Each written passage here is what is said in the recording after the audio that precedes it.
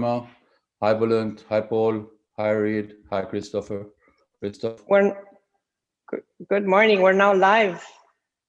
A warm welcome to our audience from around the world. My name is Ingrid Vasiliu-Feltes, and it is an honor to moderate this event organized by the WBAF Ethical Governance, Standards of Excellence, and Quality Leadership Committee. Today, our event will be focused on ethical leadership and corporate governance principles in the digital era. We are privileged to have a distinguished group of speakers join us today. Fadi Saab, President of the WBAF Ethical Governance, Standards of Excellence and Quality Leadership Committee, Bulent Senver, Founder and Honorary Chairman of the Center for Ethics, who will also deliver our keynote, and Dr. Paul Donnet, Rector of the WBAF Business School, who has once again graciously agreed to provide the closing remarks. We are also joined by a fantastic group of international guest speakers who will share their insights during our roundtable discussion. First, I would like to introduce Gemma Aiolfi. She's the head of compliance at the Corporate Governance and Collective Action Center in Basel, Switzerland. Alissa Amico, Director General at Govern Center, France. Christoph Luetge, Director of the Institute for Ethics in AI at the Technical University in München, Germany. He is also professor and chair of the business ethics at the same university and visiting professor at several other universities around the world. Dr. Reid Blackman, who is an ethicist and CEO of Virtue Consultants, who is also a senior advisory board member for Ernst & Young and the advisory board of the European Union AI Alliance. And now, without further ado, we will commence our event with welcome remarks by the president of our ethics committee, Fadi Saab. Fadi, the virtual floor is yours. Thank you, Ingrid. Thank you very much. Hello, everyone. On behalf of our committee, I would like to thank you for joining us today. Allow me first to start by introducing what the committee does. Actually, we have been recently established by WBAF to promote professional ideologies within a robust circle of trust, integrating good individual and communal conduct. The committee's dedicated members support the enhancement of a valuable circle of trust, actively engaging all stakeholders towards applying an upright code of conduct with virtuous core values and exceptional behavior drivers. And as an example of our advocacy efforts, earlier this year, WBAF addressed an open letter to the G20 world leaders warning of potential increase in fraudulent behavior because of the COVID-19 pandemic and urging them to prioritize 3 key areas for urgent action. First, pursuing the highest standards of moral values. Second, adopting legal reforms with strict anti-corruption measures. And third, embracing advancement in technology and digitalization. So why did we point out digitalization and digital transformation as an important element in the strategy to face the current mounting business challenges? Of the many reasons, let me mention efficiency in communications and productivity due to the value of time savings, transparency in relation to ease of speedy access to accurate information, and competency in terms of reducing the cost of enhancing professional skills.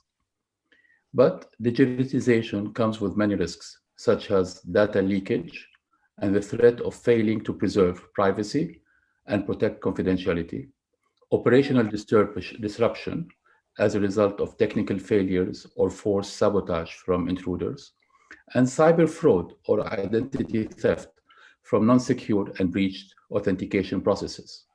This is why our meeting now is timely in its title and content. I look forward to an enlightening debate to discuss the challenges of the digital era, and would like to thank the distinguished panelists of experts for their valuable participation. Thank you. And now it is our great pleasure to invite our keynote speaker, Bulent Senver, who has a long-standing international distinguished career as an executive, lecturer, speaker, author. He is the recipient of numerous prestigious awards and the founding chairman of the Ethics Value Center Foundation. Mr. Senver, the virtual floor is yours. Thank you very much. Welcome, everybody.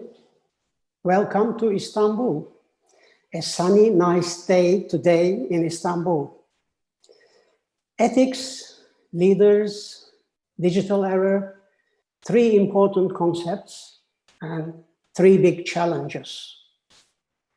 The world is changing. Business life is also changing. The speed of change during the last 50 years is enormous. The pace of technology change is sweeping boldly across business. It's breathtaking. Leadership was the first concern of business. Then ethics became important and business began talking about ethical leadership. Today, digital technology surrounds our business life. Now, business is talking about how to implement ethical leadership in digital era. Very soon, we will be talking about ethical leadership in post-digital era. We all hope that new digital era will bring prosperity for all of us. The leader has a key role in every organization. As the leading head, leaders' moral qualities will surely filter down and influence the organizations on many levels. Ethical leadership always contains moral standards, humility, and leniency. Frankness, sincerity, and commitment to people are standards of morality and civilization. If the leader is dishonest, the employees will see their leader's unreliable nature and start losing their respect for the leader. Therefore, honesty is necessary to become a good leader. About $1.2 trillion was spent on digital transformation globally in 2019. And that number will skyrocket to about almost $2 trillion in 2022. Enterprises are at a crucial junction. They will need a new set of ethical rules to be successful. Digital development is taking us from the digital age towards a new post-digital age. Adopting new digital technologies will no longer be a differentiation advantage for companies in future.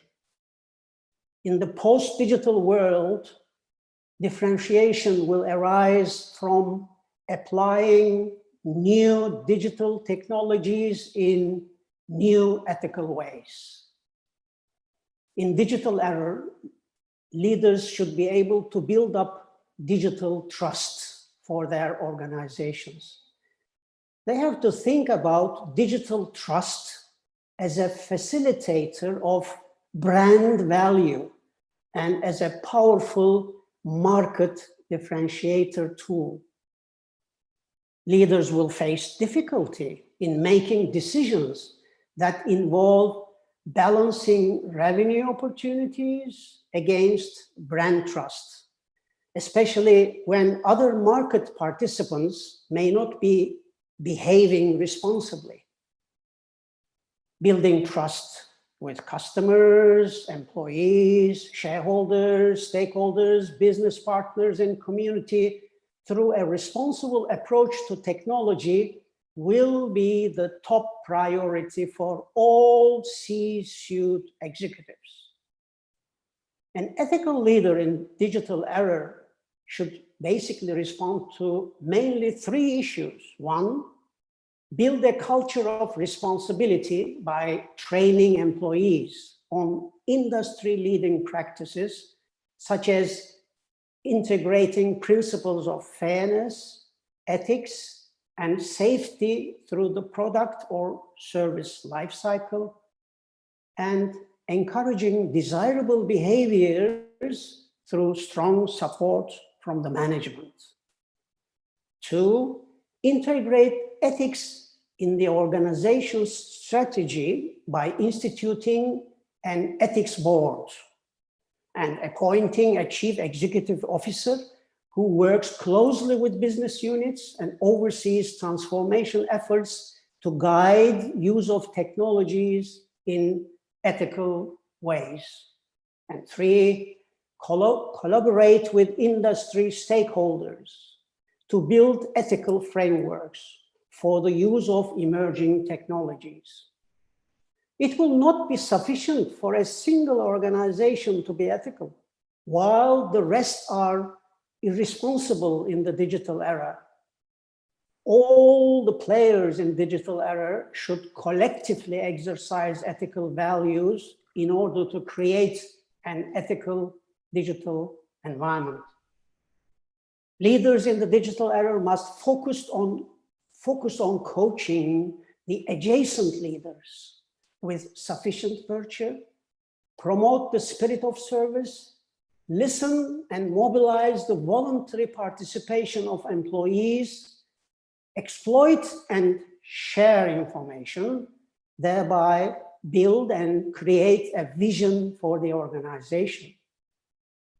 Technology is reaching levels that surpass society's comfort zones. Think of this. Areas like gene editing and surveillance capitalism raise new ethical questions for society. Everyone will somehow step into the digital era and start using all available technologies. Ethical leadership will not only depend on how fast your company can master these technologies, but how well and how ethical you can use these technologies. Artificial intelligence, extended reality, distributed ledger, quantum computing, big data, smart cities, e-commerce, robotics, 3D printing, augmented reality, cloud computing, Internet of Things, and many, many more to come. The digital age opens a new era, especially in terms of access to information. With the rise of cloud technology, information can easily be copied, modified, and downloaded.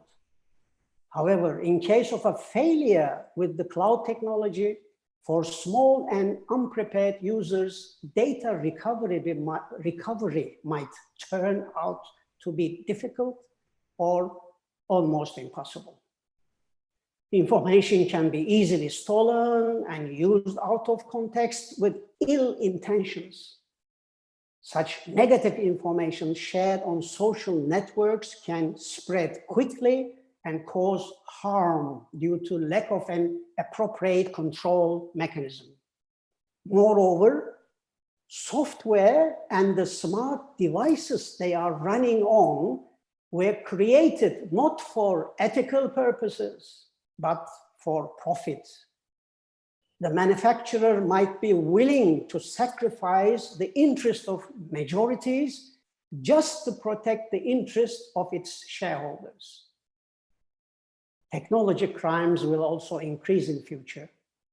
To protect and retain customers and to prevent criminal acts, leaders should cooperate with legal and supervisory authorities.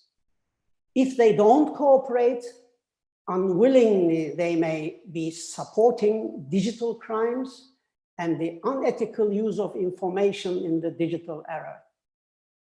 Ethical leadership in the digital era necessitates more attention to some 6 issues: information sharing, accountability, transparency, vision creation, service spirit, and respect for human dignity. Therefore, moral leadership in a digital era is always faced with significant challenges from the external environment. Leaders must create stability, balance, and flexibility to promote organizations' development. All leaders will need to adjust their company's education and training systems to deliver the skills required in the digital economy. People can examine and monitor the effectiveness of leadership of all organizations, agencies, and governments better than before. Therefore, each leader should strongly be aware of building relationship with the people. Ethical leadership in digital era is not about compliments about what is right or what is wrong, but about choosing the right thing to do and doing what people demand.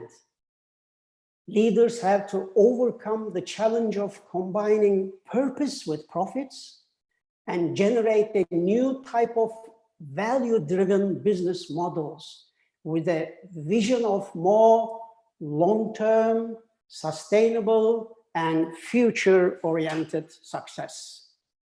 Ethical leaders in digital era must minimize the distance to their employees and create mental and emotional closeness by talking personally and transparently. Leaders should also create interactive communication environments by setting the framework for effective two-way communications and include employees directly in achieving company goals. There were unethical leaders yesterday. There are unethical leaders today, and there will be unethical leaders in future. Our concern should be how we can avoid good people behaving unethically. This will be the new challenge. In future, classical leadership style will disappear. In business life, female leadership was more ethical than male leadership. If I may repeat again, in business life, female leadership was more ethical than male leadership. And this will be true also in digital and post-digital era. Therefore, we need more female leaders to dominate the business life. I invite all chief executives to take their company's digital transformation journey to the next level by applying new technologies, investing in their talent and organizations, and to build post-digital skill sets and strengthening trust-based ethical relationship for greater success. Thank you very much.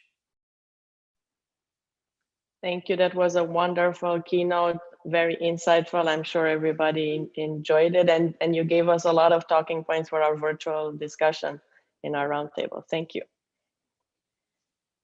So before we dive into some of these topics that were addressed even during our keynote, I wanted to get us started with maybe defining how each of you believe ethical leadership in the digital era is characterized. And maybe we'll start with Christoph. Maybe you can share your perspective on what are some key characteristics of ethical leadership in the digital era and how it's different from ethical leadership in the past, if. Thank you very much. What I would like to say first before starting, digital leadership is very, very broad, and it includes a lot of different issues ranging from, well, simple digitization of documents to cloud computing, and now to AI, for example, and other AI technologies like autonomous driving. So it is, I would say it's not that easy to single out the characteristics of digital leadership, ethical leadership in the broad sense. Still, what I would like to highlight, and some of these characteristics are also important for ethical leadership in general, not just in the digital world. So first, I would say this applies to any leadership. You need to have a vision. You need to have an ethical vision of where you want to go with your organization or your company. And for the digital world, this includes knowing the technology. I mean, there are not everywhere the leaders know the technology. So you need to have a firm technological view. But then you also need to have a firm ethical view. You need to also understand what I find very important for ethical leadership.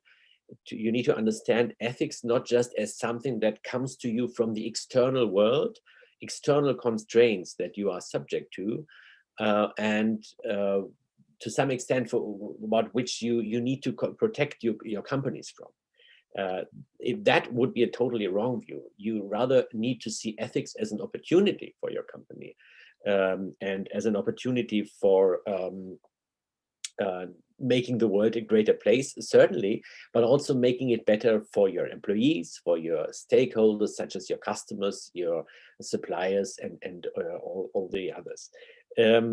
So in particular, in the digital world, I think there is a challenge here that needs to be expressed by leaders to address both and to focus on and to communicate both the challenges, but also the opportunities, the ethical opportunities of digital technologies. And especially speaking from my country, Germany, which sometimes is regarded as being a bit more skeptical in this regard than others. I think there, but not only here, in other countries as well, I think this is a very important challenge to communicate both these together. And yes, I think those are the most important issues for the moment. Thank you. Thank you. Reid, you as the second ethicist on our panel, can you share your thoughts and additional insights? Yeah, sure. And thanks everyone for having me. So look, there are a few things to say here. Number one, the reason why digital ethics, I think, deserves to be called out as being special in a way is because of the speed and the impact. A lot of these technologies are just built to scale. So when you mess up ethically, say with machine learning, say, and it's a deployed piece of ML, you can do a lot of damage extremely quickly, right? And it's very hard to roll back. So part of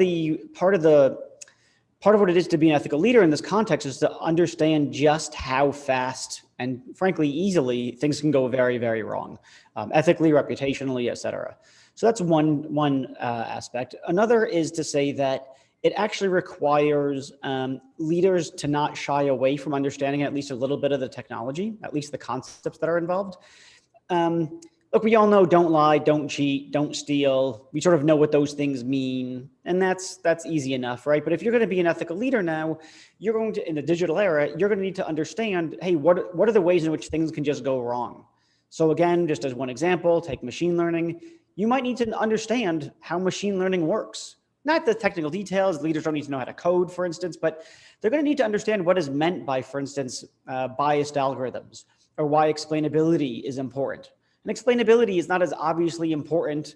It doesn't wear its meaning on its sleeve in the way that don't lie, don't cheat, don't steal does. So a leader is going to have to actually do a little bit of sort of intellectual due diligence to really find out what's going on under the hood that is the source of the various problems. And the very last thing that I'll mention is that it's going to require quite a bit. I mean, this is not, I suppose this is not particular to the digital era, but it touches on a point that Bulent made, which is that it's going to require quite a bit of courage because there's going to be loads of ways of driving profit and maximizing shareholder return. And it's going to be a lot of return in some cases.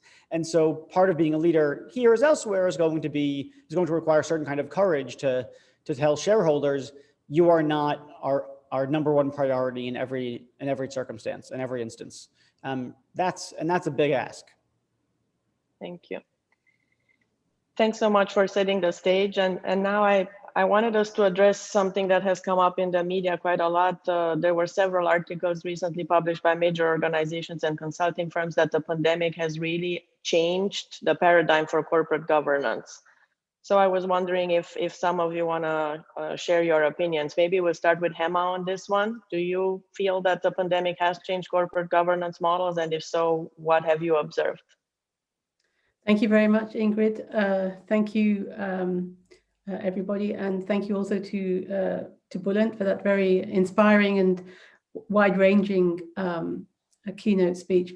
maybe if I can, just to go back to something that Reid said and that's being picked up in the keynote about what's different about ethical leadership and in the digital sphere.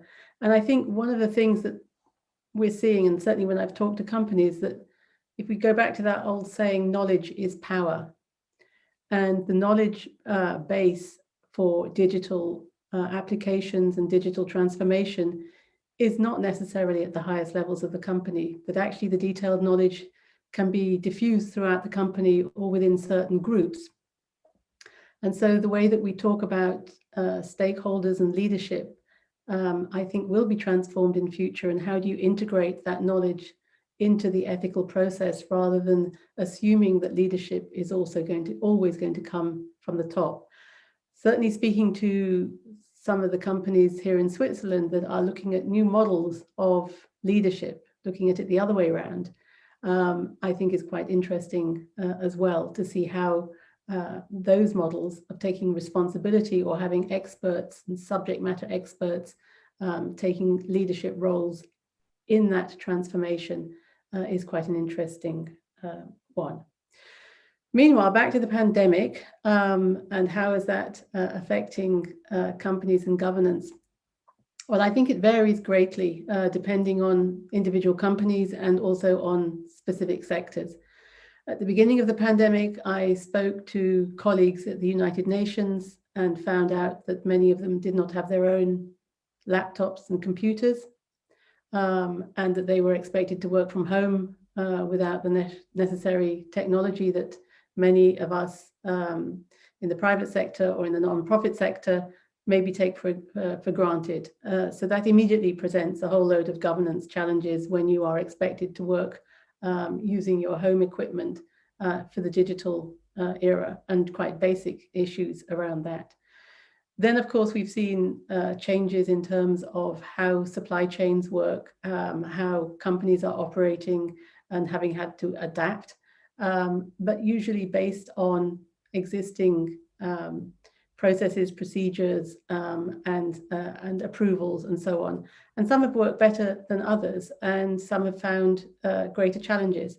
I think if we're talking in terms of the digital risks, then obviously cyber attacks, hacking, false invoicing, those are all things that we have spoken to companies about that have increased in certain sectors, and the ability to recover from them have been related to their ability to get around their hands around the problems. So I think, in short, it's varied widely between companies and sectors. Thank you. Alissa, do you have any additional insights on the pandemic changes that you have observed in your professional endeavors? Sure, and thanks, Ingrid, for inviting me to share thoughts. Governance is a subject that is close to my heart. I've been working on it for about 15 years now, or a bit longer. So in terms of what we're seeing in terms of recent trends and impact of the pandemic, I think to be fair, there are two schools of thought, the stakeholder and the shareholder model. And the pandemic has essentially, in my view, has sharpened the divisions between the two sides of that coin. So of course, there's been greater engagement on one hand by the largest institutional investors, the power of which has, by the way, increased enormously, the likes of BlackRock, State Street, and others with large corporations. For example, a couple of weeks ago with Procter & Gamble on deforestation issues. So that trend is certainly, I would say, gained momentum as a result of the pandemic. At the same time, you can also see that, particularly in the United States, which is one of the largest, if not the largest, equity market where shareholders do engage, there's still much room for improvement in terms of shareholder engagement on corporate governance issues. Particularly, so for example, on human rights, on compensation and whatnot. So for example, if we talk about compensation, this has been an issue under spotlight since the last financial crisis 10 years ago. And if we look at statistics of US listed companies, so Russell 3000 index, the number of companies that reported, for example, a decrease in executive pay over that period is actually quite small. I think it was, to be exact, 177 out of the 3,000 reported some changes to their incentive plans for senior executives. So changes, yes, some. Quite measured, in particular, if you consider the adoption of the Business Roundtable statement in the United States by the largest corporations espousing for greater corporate governance. And in particular, if we come to the topic of our conversation today, which is digital ethics and technology, I think on that front, and I've been writing quite a bit on this in recent weeks, in particular in technology companies or companies that are actually, let's say, more digitally active or savvy than even their average company, there is lots to be done. So for example, if we think about board responsibilities, this is one of the largest and most important topics and somewhere where the regulators tend to point their flashlight when they look at creating regulatory standards or enforcement. And we have seen greater enforcement of director duties. So for example, to come back to the issue of tech, I think the key question would be, how capable are boards today to oversee any of the issues that we are speaking about? So how many boards actually today have AI competencies, even on the very sort of bird's eye view scale, without, as Reid mentioned, sort of going into the details of how machine learning works? How many tech companies, such as when we look at the largest ones like Facebook, Amazon, and whatnot, have tech expertise on their board? So to be a bit controversial, we all know, companies, especially listed companies, all have audit committees. They have REMCO committee in companies like Facebook, where remuneration is essentially decided because it's a controlled company still. But yet we don't have any board committees that actually focus on technology risks or any reporting lines directly from the tech function to the board that can alert them of major risks as a result of for example, privacy breaches. So just some preliminary thoughts and sort of, to be a little bit controversial, some questions to put out for you, for the audience to consider. Well, I think this is a topic that everybody is very interested in. So Christopher, do you have any thoughts on this one? Have you noticed any changes in the corporate governance models? I know you work in a lot of countries as well with a lot of universities. As a result of the pandemic, I think it's a bit too early to say that because there are so many current changes and disruptions in the way that it works. So I hesitate really a bit to answer this in a very broad way. Still, I agree absolutely with something that has been said already, that this is clearly a step forward for digitization in many ways. We have seen that here as well as in other countries where the crisis certainly has paved the way for many new solutions or candidates for new solutions. Whether these will be viable in the longer run, I think it's still remains to be seen. I will maybe just give one example, which maybe for some surprise has now come up in Germany, since there has been just in the last days a resolution by the government to adopt a quota for women on boards, on Vorstände, since we have this two-tier system on the executive boards of large DAX companies. And that is something that just until very recently seemed almost impossible. And so now that has been adopted, which probably also the crisis was some kind of catalyst for that, although it's a bit hard to say how exactly. But so I think, yes, there are changes to be observed, but how it will play out even in half a year or a year, it's very hard to say at the moment. Great, thank you. So I'm going to pick up on something that Alissa mentioned, which is risk.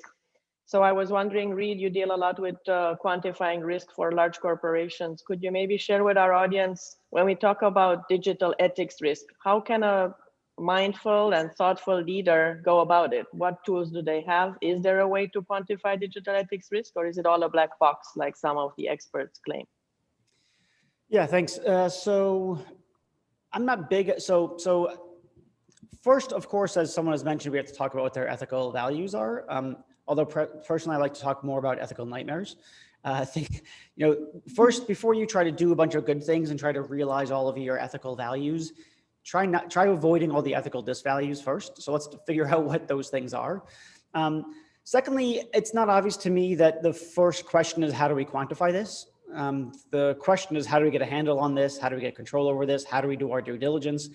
And if the answer to that involves something quantifiable, great, but we shouldn't try to force quantifying things into the, into the very question itself. The first question is, how do I get a handle on it? And then when it comes to how do we get a handle on it, there are a variety of things to be done. One is to specify some role-specific responsibilities that people throughout the product development and deployment chain have. So what are the role-specific responsibilities for data collectors, for engineers, for product managers, for product owners, so on and so forth? Are they properly trained to smell ethical smoke? If they do smell ethical smoke, what's the alarm that they pull?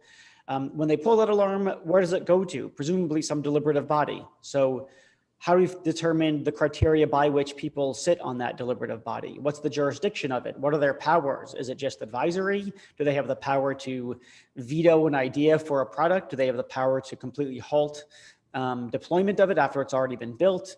So on and so forth. So there's a number of things to do. We know that, for instance, in the machine learning community, there are quantitative definitions of fairness. I use this definitions term loosely, quantitative definitions of fairness. And that's a nice start, but it's certainly not sufficient. So for instance, in the rush to try to quantify bias mitigation, there's now over 24 so-called definitions of fairness. It only concerns itself with a certain subset of fairness, namely, how do you properly or justly distribute a limited resource, as opposed to what do people owe? What is owed to people independently of what other people are owed? So there are tools to be used. They're not always sufficient, and there's necessarily going to be qualitative decisions, qualitative judgments about have we sufficiently discharged our responsibilities here? Have we sufficiently performed our due diligence? What conception of fairness or bias mitigation is appropriate for this context? What's the most appropriate risk mitigation strategy given the goals that we have, the time that we have, the resources, and so on and so forth. So I think there are things to quantify, but I wouldn't start with how do we quantify the risk? Thank you. Now I wanted to move to another domain that's really important. We've seen a lot of frameworks being put out, a lot of regulatory guidelines, and a lot of C-suite leaders are wondering how to harmonize those with their existing ethics guidelines, and how do you design ethics programs that are very effective. So can we maybe go around and you can share your opinions on how can business leaders harmonize these digital ethics programs with compliance and regulatory efforts? And given that we work in a hyper virtualized environment, how do you reconcile various countries if you are an international company and have to practice or function in several regulatory environments? How do you integrate all those? Let's start with Gemma. Do you have any thoughts on this? Thank you very much. Yeah, this is a really interesting question, of course. How do you harmonize? How do you approach all these areas? Maybe one way would be to flip this around a little bit and say, when you look at regulatory efforts in this sphere, what are we talking about? And really, I think it comes down very much to accountability. And the aim of regulation is to ensure that within a company, somebody or a group can be held accountable. Obviously, it ends up very often with the board and how they have exercised, as we've heard already, their oversight responsibilities. But at the same time, we also know that in this specific field of digitalization, not all of it, but certain elements of it, the cutting edge elements, of course, regulation might be limited. It might conflict within a particular situation. It might be inadequate. It might even already be outdated. So regulatory efforts is a big topic, but I think if the notion of accountability is kept at the forefront, that's something that business leaders can start to think about. When we look at compliance, working backwards in your question, as it were, legal compliance is not enough. I think we can probably agree with that. It goes along with the regulatory aspects of that. And when we talk about compliance within companies, what we're really also talking about is going beyond the rules and regulations, even if they are the policies and procedures which are very important internally, but looking towards notions of integrity and ethical behavior. And how is behavior important within the company? It's important because that's what creates the culture. So then we're back to, what is leadership about? It's about creating the right culture. So if you like, I'm working backwards through your list. But clear business objectives and understanding the business perspective and working very closely with the compliance functions, with the compliance managers is extremely important in all elements of compliance, including digital ethics. So in that sense, it's not different. It means close discussions, open culture of discussions, open questioning and raising points of ethical dilemmas and raising them up and thinking, how do we actually address them? Really going back to what Reid said, I think just now, is that when you look at risk, it's identifying it. And how do you identify risk? You rely on your workforce to bring it forward. So how business leaders can harmonize all this is to promote the right culture. Promoting the right culture is having the right conversations and openness. And that's the way you will get to strong compliance and leading in your compliance efforts, and perhaps even teaching the regulator a thing or two. Thank you. So now I wanted to touch on something else that we heard in our keynote as well, and the word trust came up a lot, and all of you mentioned it as well. So how can business leaders increase trust in their organization? It's easy to talk about it, but are there recommendations that each one of you can give? And also in the context of digital agency and digital trust, how do you create it? And I think it stems a little bit from everything we talked about today, that there are many areas that can go wrong that can create mistrust. So how do you repair it if it was also damaged? Now, maybe we'll start with Alissa on this one. Sure, and I think that question of yours actually ties into the previous question and Gemma's previous comments on standards. I mean, we have, I think in many ways, when we think about digital agency, digital trust, standards, all of the topics that we're discussing today, I think the international standards that existed before in terms of governance actually in some way do address them in terms of the internal company reporting standards from senior management to the board. For example, following the previous crisis, the OECD, where I used to lead work on governance, also had introduced a recommendation that the chief risk officer reports directly to the board. So when we talk about digital risks, some of these governance mechanisms and standards to foster trust can actually be deployed in that context.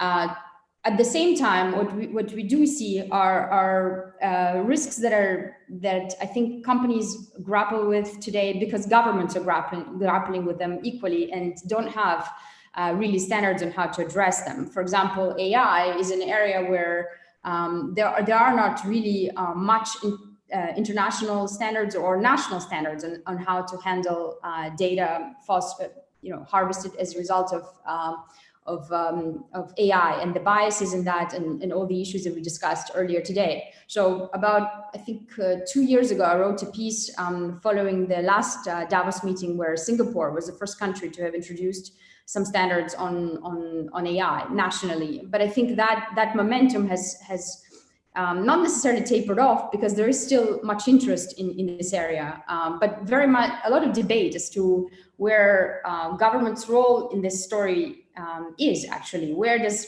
public governance end and where does corporate governance begin? So insofar as there's not a clear line in the sand, so to speak, that's been drawn that could say, for example, the data that's collected by Facebook actually belongs to Facebook or it belongs to the country regulators where the users are sitting. And this is at the actual core of the debate that is ongoing today with the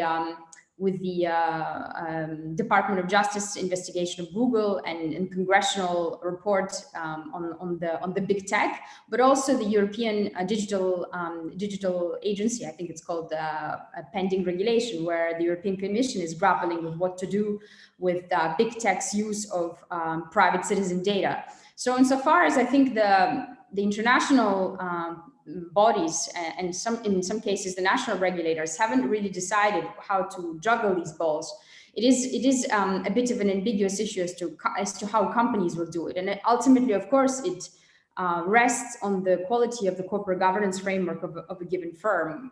And as I mentioned, the mechanisms that in particular that govern the communication between the senior management of that firm and the board. So what kind of information does the board get around digital risks and sort of building trust? And then further to that, how do companies communicate in a way to build trust? So for example, if we think about, the Elon Musk situation, the Tesla story. For those of you who remember, Elon Musk a couple of months ago tweeted about the share price of Tesla, and there subsequently was actually fined by the Securities and Exchange Commission. And again, that goes in, sort of also highlights further risks and dimensions of a digital agency, so to speak, in terms of even not only inside companies, but how do companies sort of communicate their information to outside stakeholders. So I think lots of questions, and I think particularly the interesting piece for me to watch in the coming year would be how this intersection between public governance and corporate governance will get decided. So who will own, key data, for example, would be part of a big part of the answer to that question. Thank you, Alissa. Christopher, do you want to share some thoughts on that? Yes, I would like to add something, since trust is a very important concept when it comes to AI, and there is this concept of trustworthy AI. And I would just like to highlight why this is so important in this field. We are working together with a number of companies, large companies, but also smaller startups, and often, actually in most of the cases, they find that many problems they are faced with when it comes to implementing AI solutions, these problems are not so much technological questions, but these are ethical questions, and these are questions of how do you generate the trust necessary so that users will actually make use of the systems. And I think this is a key concept. I like to say AI will not fly without ethics. I think that is true. This is very important to understand that trust is an inherent feature of must become an inherent feature of AI systems. Otherwise, it will just not be used and accepted on a societal basis, but also by the users. And what I experience is this is increasingly being recognized by the business leaders as well in Europe, but also in the US and elsewhere. So I think their ethics and trust and also business success go hand in hand. Thank you. Another domain that has come up a lot again in the pandemic or prior to the pandemic is the impact that digital ethics can have on brand and long-term sustainability for organizations. Maybe we can talk a little bit about that. Many times it's very fuzzy for C-suites to understand why ethics is important and why digital ethics is even more important. And one of the key elements that has been mentioned in several articles is this impact on the brand of the company. Reid, would you like to maybe share some thoughts on this topic? Yeah, sure. So look, one thing that's sort of weird that's going on from my perspective anyway, is that you have consumers and employees talking about ethics. They're talking about social justice. They'll talk about tech ethics, et cetera. But standardly, at least in the States, you don't hear a lot of talk about ethics unless it's coupled with compliance. You hear other words like sustainability, which is a fine word. It's a bit odd when your consumers and employees are demanding, don't put profit over people. We want ethical behavior. and they say, yes, we're for sustainability. So, there's a disconnect there. It's clear. I mean, every report coming out, not every report, but many reports coming out of, say, McKinsey or Deloitte, or pick your favorite research firm, keep saying time and time again that millennials and Gen Zers in particular, both in their capacity as consumers and as employees, are looking to work for ethically sound companies that prioritize people over profit.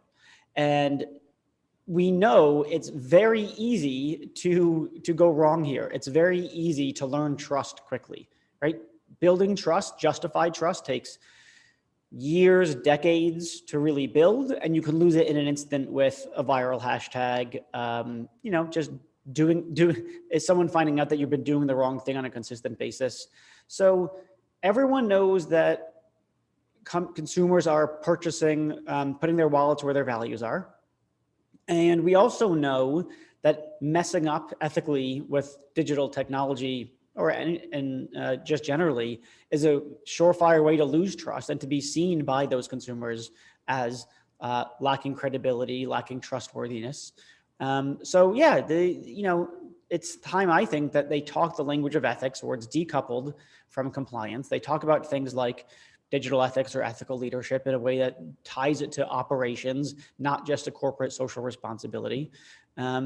Because those things are essential to the maintenance of a brand in the face of increasing consumer and employee demand for ethically sound companies. Thank you.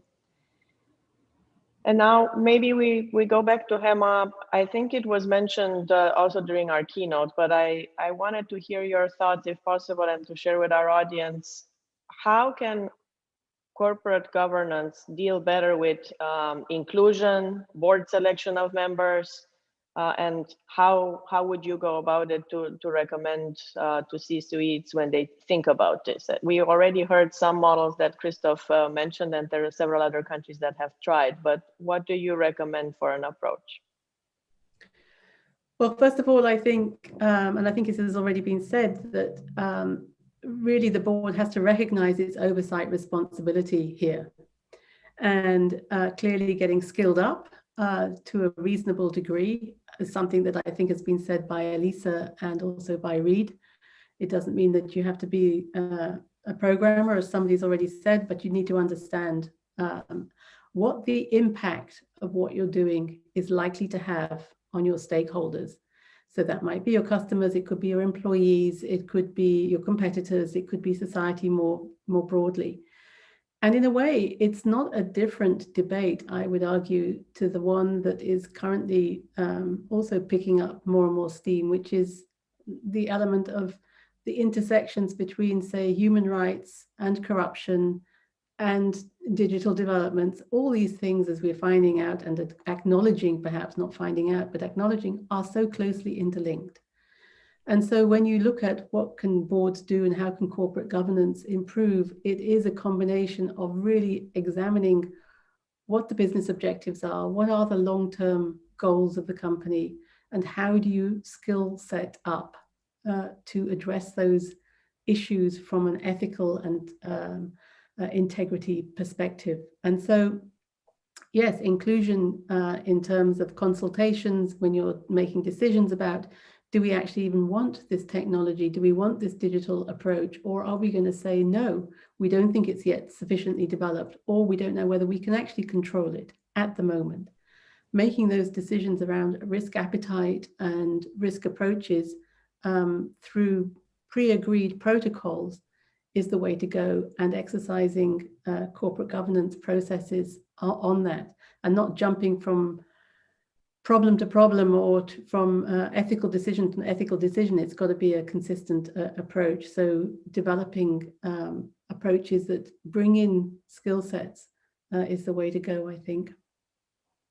Thank you. Alissa, do you have thoughts on this topic? Sure. Thank you, Ingrid. I think on the issue of ethics, so we need to, and it was mentioned a few times, very timidly in this conversation, of course, the issue of corruption and fraud.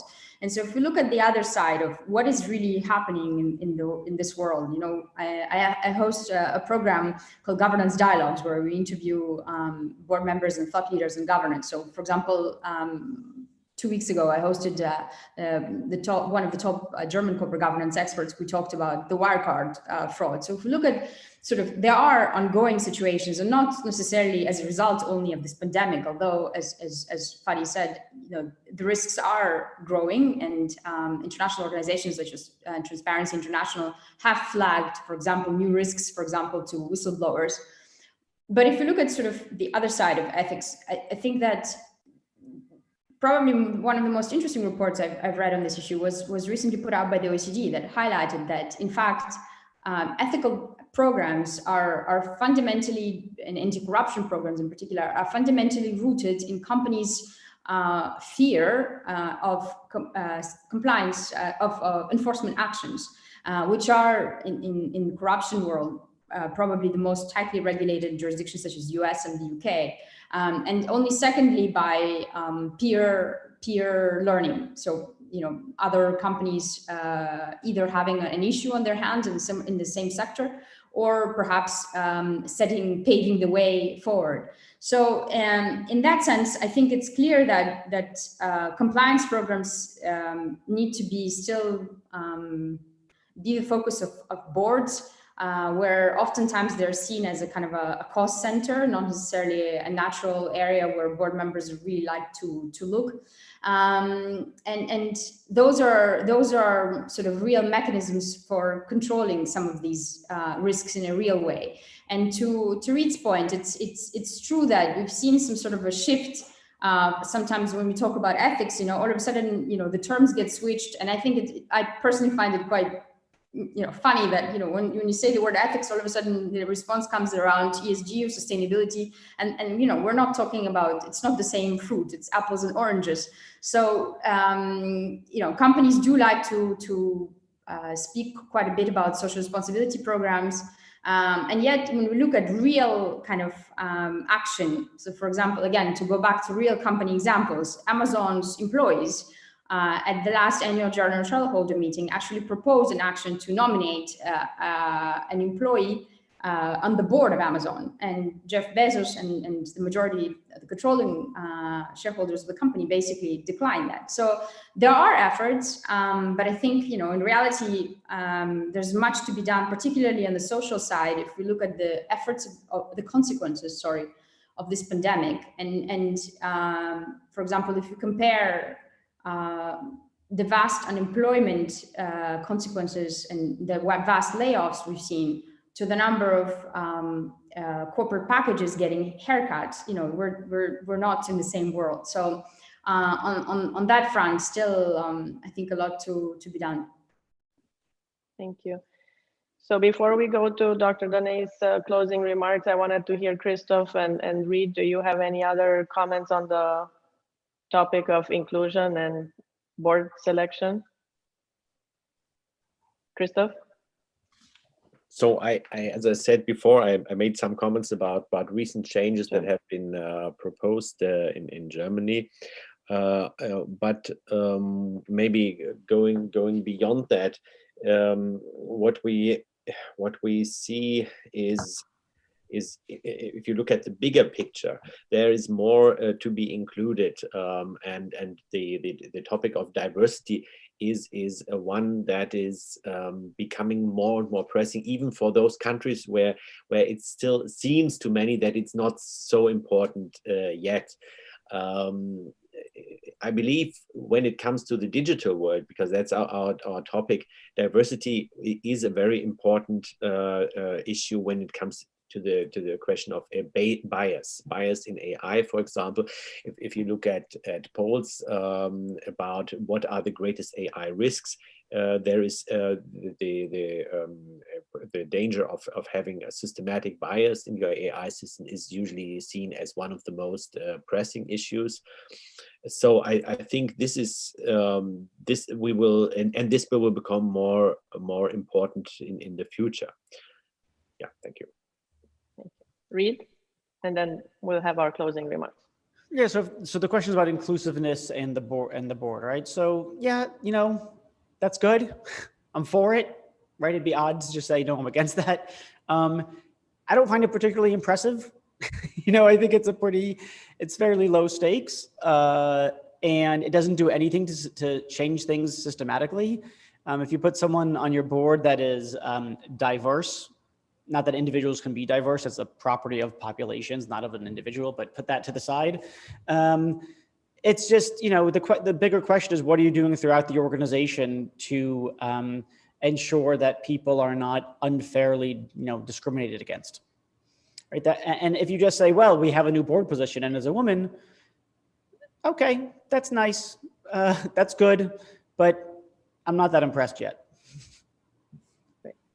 So what you're trying to say is that it's more important to act and what that means for the company, not that they can solve it by just having a more inclusive board on the surface. Right. So first I want to know what you mean by inclusive. So are you including everyone, literally everyone? Of course not. So there are some very bad people you don't want to include. Okay, so what do you mean by inclusion? Do you mean demographics? Do you just mean gender? Do you mean diversity and expertise? So you're gonna have to say a lot more to me about what inclusivity means in order for me to even think that you're taking it seriously to begin with. And secondly, once you do clarify what you mean by it, now I want to hear how you're building it into everyday operations, infrastructure, process. If you tell me, yes, we're for inclusiveness, and you define it beautifully, then you say, and we're doing that by appointing a woman to the board,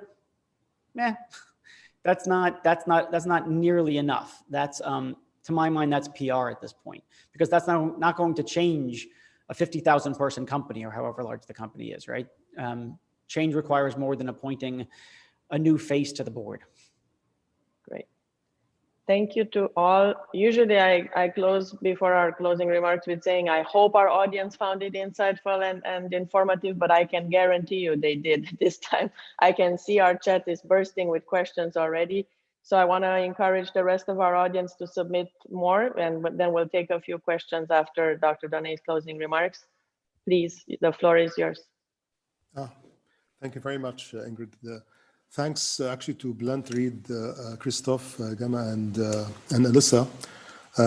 I think that, you know, all of you have covered very well the subject that you are all expert in. And what I would like to put, coming from a practitioner side, you know, coming from having served as a CEO, for example, in complex situations where there are shareholder issues and expectations and complex board structures, let me say, and various governance attempts to try to protect, for example, against certain types of risks, which are very serious in this day and age. And we've seen, I can put it to you in this simple format, let me say, coming from a practitioner side. If the CEO of the company is an unethical person, it's very difficult for me to understand how that unethical person would actually survive without complicity, right? I mean, you've given the example of Wirecard, and I don't want to get into the specifics of that one, but you've given that as an example already. So I would postulate the following idea that you can maybe build on later when you're handing your Q&A.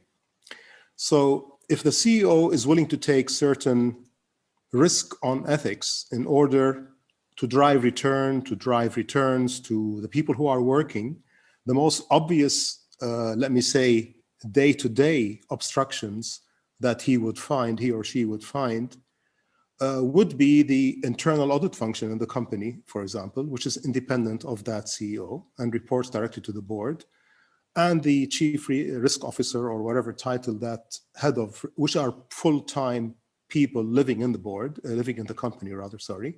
So therefore they do have day-to-day visibility of what's going on. They can access any information that they request. And they report directly into a board who is either competent or incompetent. So we've covered the subject of being complicit, right? And then comes the balancing role of the chairman of the board that I think should probably have a bigger role in this risk period that you have very nicely covered. And again here, what is very important is that bad behavior has to be punished, right? And the punishment should be to the person that perpetrates it, you know, and by doing it by regulation, regulations, I can sympathize with the idea that introducing tough regulations in one country, for example, is not going to solve the problem if your companies are competing internationally and their competitors are not subject to these limitations. So I can understand that no single country is going to take, let me say, unnecessary risk in this direction. So if bad behavior is rewarded, it's a bad example. If bad behavior is punished, that's very important, okay? Because that has to be seen. If your customers are deserting you, you're getting your punishment.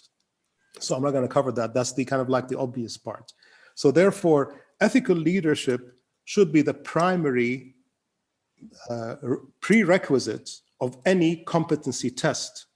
Frankly, in any position of responsibility, whatever it is, especially a CEO, and the chairman probably is the most important balancing factor that should balance the other two parts of this equation.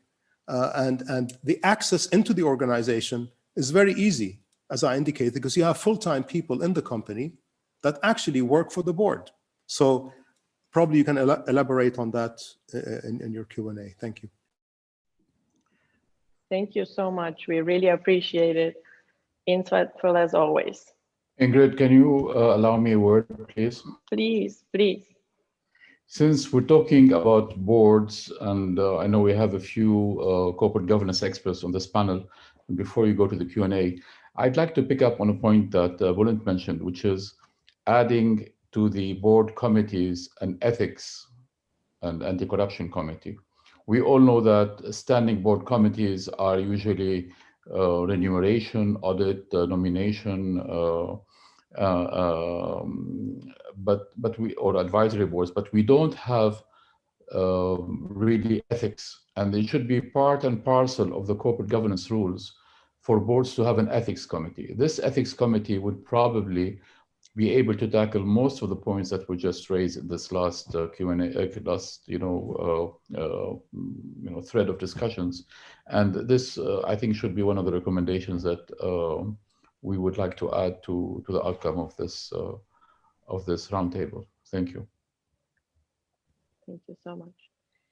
Wonderful. Thank you so much.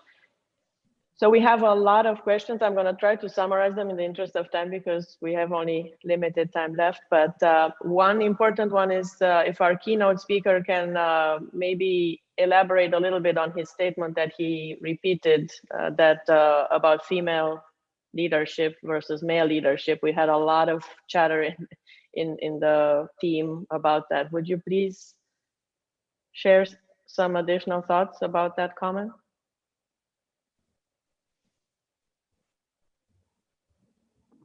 Can you hear us, Bulent? You're on mute. Yeah, okay. Perfect. Yeah. As Ethics Center Turkey, we made a research, and this was one of the important outcome of that research. And something like 10,000 managers were asked questions, and certain answers were obtained. And one of the key issues there was female show more, let's say, interest. They show more interest to ethics. Morality, accountability, responsibility, trust. So whatever we talk about, what should exist in the ethical environment, information sharing, accountability, transparency, integrity, trust, vision creation, service spirit, respect for human dignity. I don't know why, but female are better. That was the solution, the result that we received. And I also worked as the CEO of a very big bank in Turkey. I also worked with male plus female. Although we didn't have too many female top executives, we had many female in the branches of the bank. But that was also my personal experience. So I was not really shocked about this result. And I say, the difficulty here is, on one side, we have money and power. And on the other side, we have ethics and morality. My students in the university say to me, saying, when there is money and power, if you want to obtain money and power, you should do something unethical. Money doesn't come quickly. If you want to achieve money, if you want to achieve power in a very short period of time, you have to do some unethical things. So really, the future leaders should know how to balance this. Nobody can say, forget about money, forget about your brand power, etc. But it's really a balance. I always, when I make speech in the university, I put money, power and money on one scale, and ethics, morality on the other scale. I say, look, how they behave. If you have more money, less ethics. If you have less money, more ethics. So I say, why can't we have more money, more power with more ethics, more morality? I think this is the key issue, and I think it is when people reward ethics in our environment, when customers reward ethics, morality, then all the companies then will understand how important being ethical and how important it is to really exercise ethical values. But really, some people do not care about ethics. They say, what is ethics? And they say, whose ethics, Mr. Senver? Whose ethics? Is it your ethics? My ethics? Is it Christopher's ethics? Whose ethics, or Paul's ethics? And especially in Turkey, we have different cultures, different views. My ethics really do not coincide with your ethics. So it's very, really difficult to come to one standard of ethical behavior. I think that makes life very difficult for us. Thank you so much.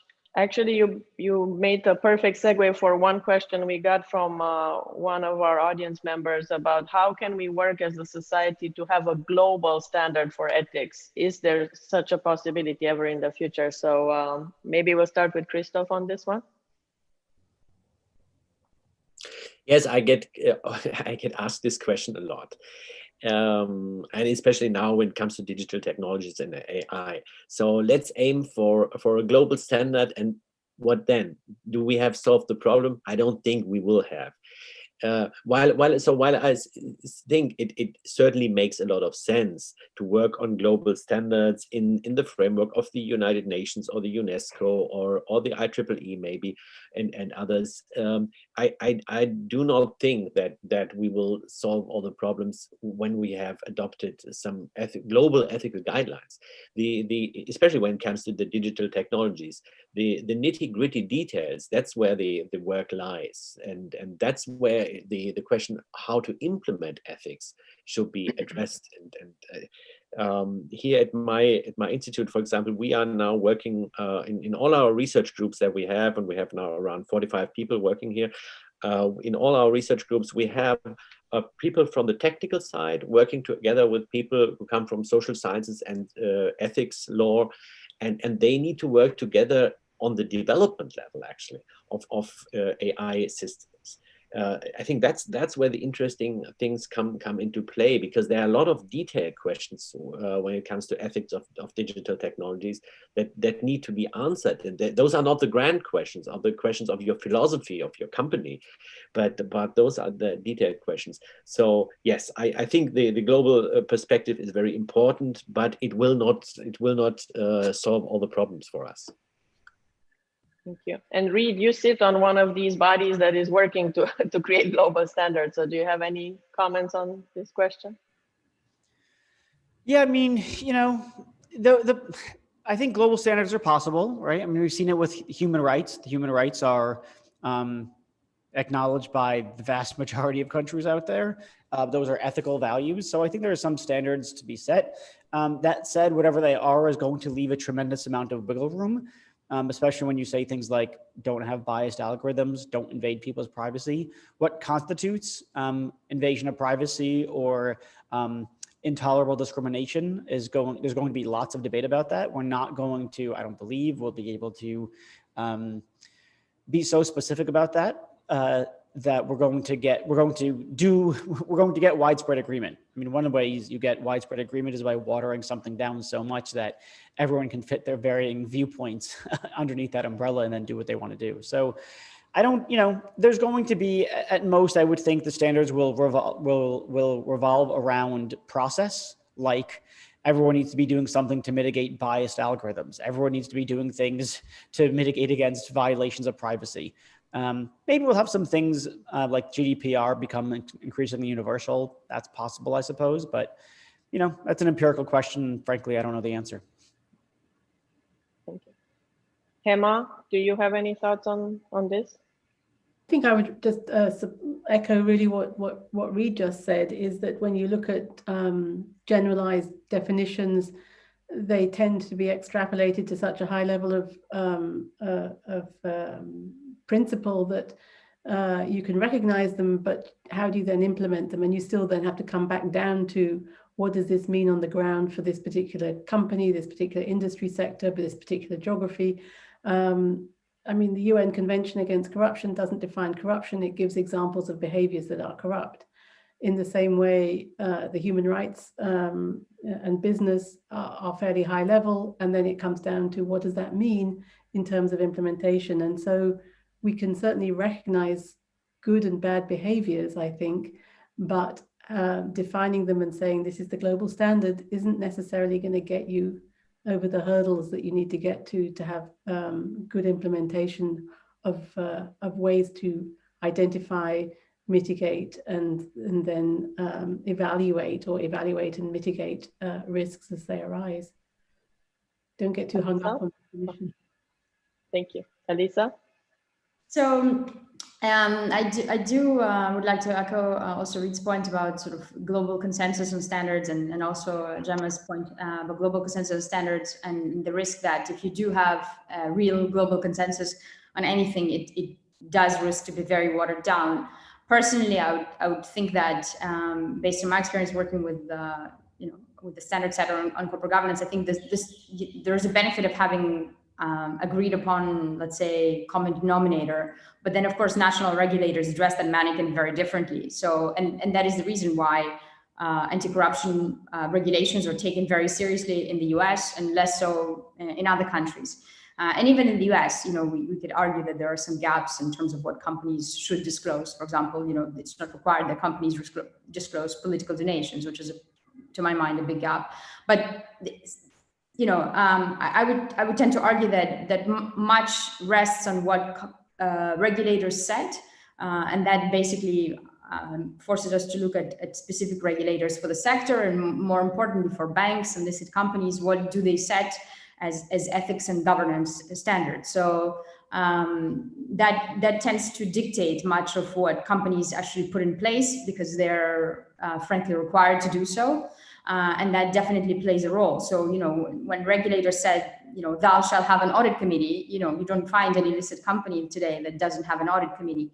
But I do personally think that it's not all just a question of structures. We can have ethics, governance, audit committees, but ultimately a question of personalities and to echo Paul's comment, and particularly the quality of the board chair, but perhaps not even equally importantly or almost equally importantly, the role of the corporate secretary, the role of head of internal audit in this whole conversation. And those are the roles that tend to be overlooked, but they're the roles that ultimately at the level of the corporation drive the quality of governance and ethics processes. So from our experience working with companies and doing advisory work with corporations, very important elements to address also in regulatory standards.